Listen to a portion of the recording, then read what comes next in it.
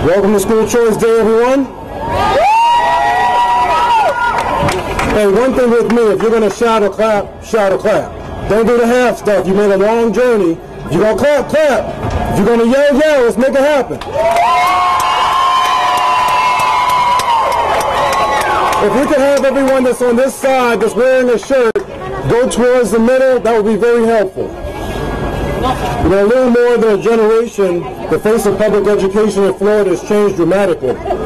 Students who once were simply assigned to their schools based on their zip codes are now treated to an expanding variety of options as public schools customize education to meet the needs of different types of students.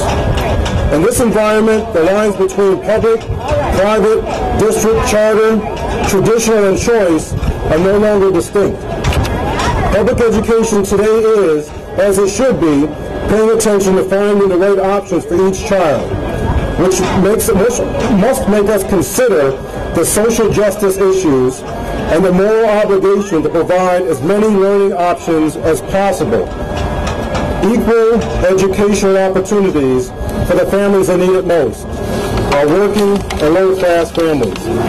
In the great state of Florida, we now have 315,000 students who choose any school in their district with seats, and another 332,000 who choose, like my daughter, fundamental schools or magnet programs or career academies. We have 100,000 students taking courses online, 130,000 attending publicly funded pre-kindergarten and privately operated centers, 21,000 with learning disabilities who receive scholarships to attend private schools, and 155,000 in charter schools. But does it really matter whether they're public or private schools? Should we merely be funding status quo regardless of the results because it's what we've always done? Or should we reward innovation and fund what works for children and what empowers all parents, especially low-income parents, to match their children with the learning environments and options that best meet their child's needs?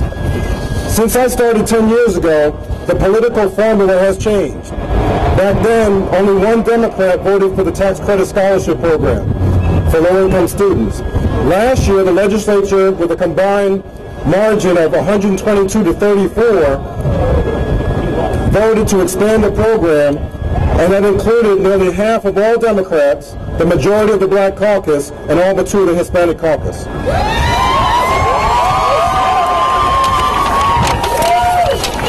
Step Up for Students, an organization I co-founded with John Kirtley back in 2001, now provides tax credits for 33,000 children, low-income families at roughly about 1,100 schools across the state.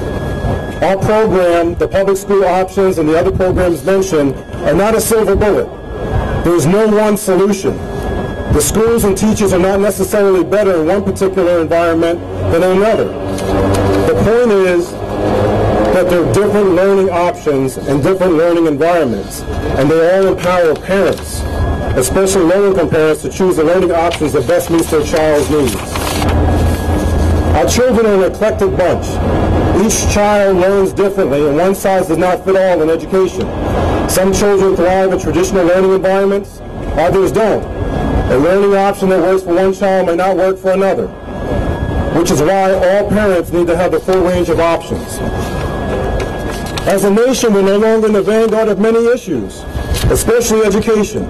That's why we have to provide an array of educational learning options for a group of students that typically suffer the greatest educational challenges and enjoy the fewest options.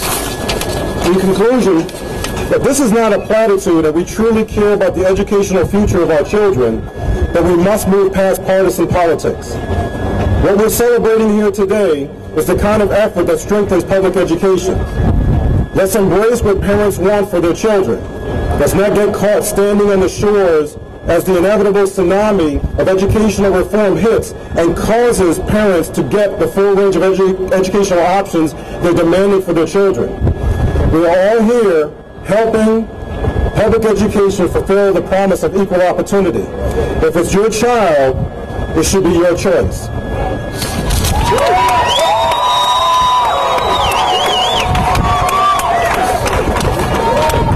Please join me in welcoming Wendy Howard from the national and the Florida chapter of the Coalition for Public School Options. Please give it up for Wendy.